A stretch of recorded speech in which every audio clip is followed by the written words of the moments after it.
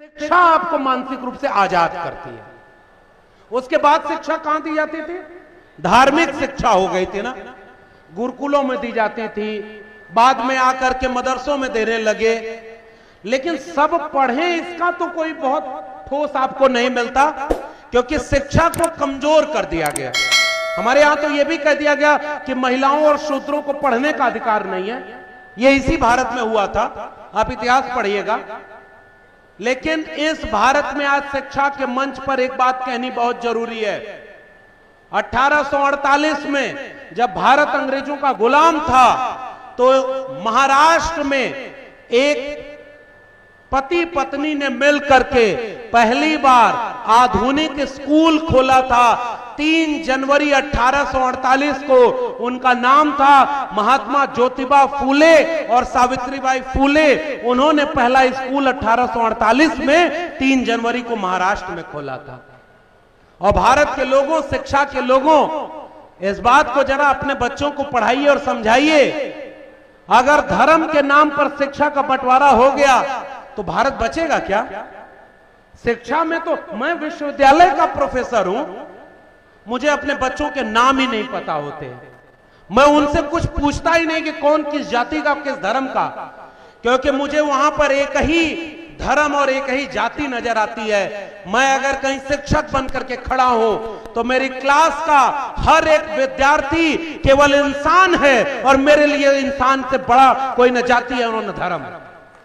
और मैं ये बात ऐसे समय में बोल रहा हूं जब मेरे उत्तर प्रदेश के मुजफ्फरनगर में एक स्कूल की टीचर एक मुस्लिम बच्चे को सामने खड़ा करके उसी के क्लास के बच्चों को बुलाकर कहती है कि मुसलमानों को तो ऐसे ही पीटा जाना चाहिए, और उसको थप्पड़ मरवाती है। पता नहीं आपने वो वीडियो देखी कि नहीं। जिस दिन मैंने वो वीडियो देखी मैं रोया था कि अगर सांप्रदायिकता और धर्म के नाम पर जो नफरत समाज में है वो अगर हमारे स्कूलों में चली गई तो फिर इस भारत को बर्बाद होने से कौन बचाएगा? इसलिए खतरा सबसे बड़ा शिक्षा पर है। आपको पता है कि नहीं कि राजस्थान में एक बच्चा दलित परिवार का था जिसका नाम था इंद्र मेघवाल। उसने पीने के पानी का मटका छू लिया और उसको उसके शिक्षक ने ऐसा मारा कि वो मर गया। आप गूगल करके पढ़िएगा। जब जब ऐसे दृश्य मुझे दिखते हैं आंख में आंसू आते हैं कि क्या ये बुद्ध के सपनों का भारत है? और इसलिए मैं आपसे कह रहा हूं, शिक्षा तो एक ऐसी चीज है जो जाति और धर्म के बेड़ियों को तोड़ देती है। आप अगर टीचर हैं और आप अपने बच्चों को यह नहीं समझा रहे कि छोटे छोटे उत्तराखंड के बच्चे स्कूल में पढ़ने वाले अपने मिड डे मील जो चलता है, स्कूल में खाना बनाया जाता है, उन बच्चों ने कहा कि हम इनके हाथ का खाना नहीं खाएंगे क्योंकि ये दलित महिला है। उन छोटे छोटे बच्चों को जातिवाद कौन सिखाया? अगर स्कूल के मास्टर जातिवादी हो गए, सांप्रदायिक हो गए, तो इस देश को बर्बाद होने से कोई नहीं बचा पाएगा। इसलिए एक पैगाम यहां से अपने लोगों के बीच में जाइएगा, क्योंकि स्कूल ही दुनिया नहीं होती ना। बच्चा थोड़ी देर स्कूल में रहता है, फिर तो अपने परिवार में रहता है। और हमारे यहां कहा जाता है पहली पाठशाला परिवार है। अपने परिवार में अपने बच्चों को जातिवाद और सांप्रदायिकता से बचाइए। और दूसरा, अपने बच्चे को इंसान बनाइए, तब जाकर के वो स्कूल आएगा तो और अच्छा इंसान बनेगा। लेकिन इस देश में इतिहास भी पढ़ाइए। अभी हमारे युवा साथी कह रहे थे कि सिलेबस बदला जा रहा है। मैं तो विश्वविद्यालय का हूं। ज्योतिबा फूले और सावित्रीबाई फूले जब स्कूल में पढ़ाने जाते थे, और उन्होंने पता है कौन सा स्कूल खोला था? जरा ये भी पढ़िएगा इतिहास अपने देश का। महिलाओं को और दलित बच्चों को पढ़ने के लिए स्कूल खोला था। मैं गया हूं वहां पे। जगह का नाम है भिड़ेवाला, महाराष्ट्र के पुणे में है वो। और जब वो स्कूल पढ़ाने जाया करती थी तो उनके ऊपर पत्थर मारा जाता था। 2 साड़ी लेकर जाती थी। क्यों? क्योंकि धर्म में महिलाओं को शिक्षा नहीं देने की बात कही गई थी। ये इतिहास है इस देश का। हम नहीं जानते तो क्या इस इतिहास को नहीं बता पाएंगे? तब जाकर के इस देश में एक काम हुआ जिसने ये काम बंद कर दिया, वह था भारत के संविधान का लागू होना।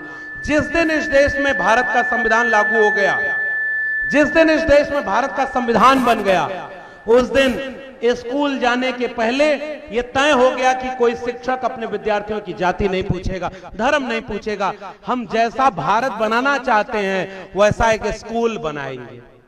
ये इतिहास स्कूल बनाने का था। और संविधान जब लागू हो गया, मैं दिल्ली विश्वविद्यालय में पढ़ता हूं और उड़ीसा के लोगों, आप भी जिस बच्चे को लैपटॉप देंगे, जिस बच्चे को मोबाइल देंगे, जिस बेटी को आप पढ़ाने का काम करेंगे, आज से पहले कुछ दिन पहले तक आप भी घर में रिश्तेदार बन के जाते होंगे तो बच्चे मिलते हैं तो आप उनसे क्या पूछते हैं, बेटा बड़े होकर क्या बनोगे? हम लोग कहते थे डॉक्टर बनेंगे, इंजीनियर बनेंगे, वकील बनेंगे, प्रोफेसर बनेंगे, डीएम बनेंगे, एसपी बनेंगे। और आजकल आपके बच्चे, आपको पढ़ाई, अगर यहां तो पढ़ाई लिखे लोगों की जमात है, लेकिन बाहर क्या बनाया जा रहा है? अंधविश्वास और पाखंड। अजीब सा देश होता जा रहा है। पढ़ाई की फीस महंगी हो गई। और अब मैं एक बड़ी गंभीर बात आपसे करने आया हूं। जब नौ उदारवादी नीतियां आई ना, तो स्कूल कॉलेज में इतने स्कूल खुले कि गांव गांव तक शिक्षा की क्रांति पहुंची। पढ़ेगा इंडिया तभी तो बढ़ेगा इंडिया कहा गया। और पढ़ाई महंगी करने के लिए क्या लाया गया इस समय? नई शिक्षा नीति। जो शिक्षक समुदाय है वो जानता होगा, न्यू एजुकेशन पॉलिसी। और न्यू एजुकेशन पॉलिसी के 2-3 क्लॉज आपको बताता हूं। पहला क्लॉज, आपका 30 to 40% सिलेबस ऑनलाइन मोड में होगा। पता है ऑनलाइन मोड का मतलब? जैसे ये डॉक्यूमेंट्री चली थी ना यहां पर, कुछ दिन बाद अगर इसी तरह से ये पॉलिसी लागू रही तो 40% सिलेबस ऑनलाइन पढ़ाया जाएगा। ऑनलाइन पढ़ाया जाएगा तो जिसके घर में बिजली नहीं पहुंची है, जिसके घर में अभी पानी नहीं है, जिसके घर में रोटी नहीं है, उसके घर में इंटरनेट होगा क्या? मोबाइल पहुंची है क्या? क्या पूरे उड़ीसा में ये राजा भाई जैसे लोग, सांसद और विधायक और मंत्री हैं क्या, जो अपने इलाके में पढ़ने वाले बच्चों को लैपटॉप और मोबाइल बांट रहे हैं? ये तो आपका बड़प्पन और आपके इलाके का ये सौभाग्य है। मगर कल्पना करिए अगर सिलेबस ऑनलाइन मोड में पढ़ाया जाएगा तो गरीब बच्चे पढ़ाई से दूर हो गए कि नहीं हो गए? दिल्ली विश्वविद्यालय में मैं पढ़ा रहा हूं और मैं जानता हूं। दूसरा क्लॉज न्यू एजुकेशन पॉलिसी का क्या आया है पता है? दूसरा क्लॉज आया है क्लोजर और मर्जर की पॉलिसी।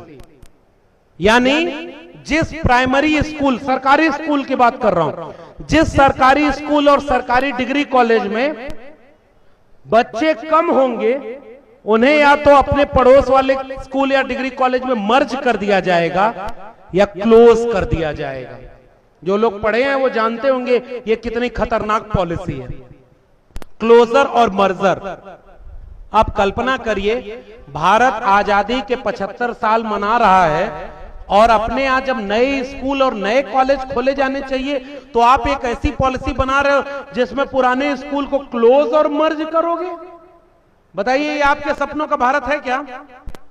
अगर भारत आगे बढ़ रहा है, जैसे लैपटॉप आप बांट रहे हैं तो लैपटॉप बांटने की तादाद बढ़ रही है, तब ना हम कह रहे हैं कि हाँ ये नेता अच्छा काम कर रहा है। मान लीजिए लैपटॉप बांटने की तादाद घटती तो इलाके में चर्चा होती, लगता है राजा भाई भी बाकी नेताओं की तरह ही हो गए हैं, अब पैसा बचा रहे हैं, अब लैपटॉप मोबाइल कम कर दिए हैं। होता कि नहीं होता? आप अच्छे नेता इसलिए क्योंकि जैसे और मुझे पता चला कि अपने फंड से करते हैं, अपने से जुटाते हैं। भाई नेता तो इस देश में बहुत है, मंत्री और विधायक भी बहुत हैं। अरे कल्पना करिए हर इलाके का मंत्री और विधायक अपने अपने फंड से अपने स्कूल, अपने इलाके के बच्चों की शिक्षा का ही खर्चा उठा ले तो अगले 5 साल में ये भारत वापस सोने की चिड़िया बन जाएगा। लेकिन पढ़ाई पर कौन ध्यान देता है? ये सच बात है। और पता है क्लोजर और मर्जर की पॉलिसी, आप अपने इलाके में निकल के देखिए सरकारी स्कूलों की हालत क्या है। अब एक बात समझिएगा, पिछले दिनों किसानों का आंदोलन हुआ, पता है आपको? किसानों की जमीन बेची गई। उन्होंने आंदोलन कर दिया कि भाई प्रधानमंत्री जी हमारी जमीन मत बेचो, हमें गुजारा उसी से होता है। और ये पॉलिसी कब आई थी पता है? जब कोविड आया था। किसानों के कानून कब बने थे? जब कोविड आया था, बिना किसी चर्चा के पास कर दिया गया। वैसे ही मजदूरों के ऊपर पॉलिसी बनी और तीसरी पॉलिसी थी एजुकेशन पॉलिसी। बिना डिबेट के एजुकेशन पॉलिसी पास हो गई और इंप्लीमेंट कर दी गई। स्कूलों के टीचर लोग जानते होंगे अब नए नए फॉर्मेट में उनको भी ट्रेनिंग लेना पड़ रहा है क्योंकि न्यू एजुकेशन पॉलिसी आ गई है। पूछिएगा ये डिबेट हुई थी क्या पार्लियामेंट में? और अगर कोई भी पॉलिसी चेंज होती है तो उसकी डिबेट पार्लियामेंट में होती है। आपने बिना डिबेट की पूरे एजुकेशन पॉलिसी चेंज कर दी और उस एजुकेशन पॉलिसी में कह रहे हैं क्लोज करेंगे या मर्ज करेंगे। आपको पता है जैसे किसानों ने आंदोलन करके अपने जमीन को बिकने से बचा लिया, इस देश के लोगों ने शिक्षा को बिकने से नहीं बचाया है। बताऊं कैसे? हमारे यहां फीस अब महंगी की जा रही है। दिल्ली विश्वविद्यालय का हूं और दिल्ली विश्वविद्यालय सरकारी विश्वविद्यालय, प्राइवेट आपके इलाके में एक सरकारी स्कूल है और एक प्राइवेट स्कूल है। सरकारी स्कूल के मास्टर की वैकेंसी नहीं आ रही है। आपके यहां भी है कि नहीं है? बताइए हाँ या नहीं। आपके यहां जितने टीचर होने चाहिए सरकारी उतने हैं क्या? जोर से बोलिए, हैं क्या? नहीं है, देश में कहीं नहीं। क्या सरकारी टीचरों को सैलरी जितनी चाहिए उतनी मिल रही है क्या? क्या वहां बच्चों को जो फैसिलिटी होनी चाहिए सरकारी स्कूल में मिल रही है क्या? और पैरेलल एक प्राइवेट स्कूल खोल दिया गया, पूरे देश में खुला है। प्राइवेट स्कूल में कम सैलरी पर ज्यादा टीचर हैं कि नहीं? महंगी फीस पर ज्यादा बच्चे हैं कि नहीं? और जिसके जेब में पैसा है उसका बच्चा सरकारी स्कूल में जाता है कि प्राइवेट स्कूल में जाता है? जिसकी जेब में पैसा नहीं है उसका बच्चा कहां जा रहा है? सरकारी स्कूल में। भारत बंट गया कि एक है, सरकारी स्कूल से निकला बच्चा और प्राइवेट स्कूल से निकला बच्चा, दोनों एक ही कंपटीशन देंगे तो पास होने की प्रोबेबिलिटी किसकी ज्यादा है? जिसको अच्छी एजुकेशन मिले। तो जिसके घर में पहले भी कोई पढ़ाई नहीं किया था और सरकारें अब सरकारी शिक्षा खत्म कर दी है, शिक्षा महंगी कर दी है, तो उसके यहां तो अब फिर से कोई पढ़ाई नहीं कर पाएगा। क्या इसकी चिंता आपको है कि नहीं? और यह सब इसलिए है क्योंकि भारत का संविधान ही खतरे में है। अगर नारा हमारा कामयाब हो गया कि पढ़ेगा इंडिया तो बढ़ेगा इंडिया। अच्छा, पता नहीं ये मंच कैसा, मैं एक चुटकुला सुनाना चाहता हूं, आप लोग कितना समझ पाएंगे मुझे नहीं पता। मैं अंधविश्वास और पाखंड का विरोधी आदमी हूं और आप लोग पता अपना तय करिए, मैं और कुछ कहूंगा नहीं। मैं पाखंड को नहीं मानता।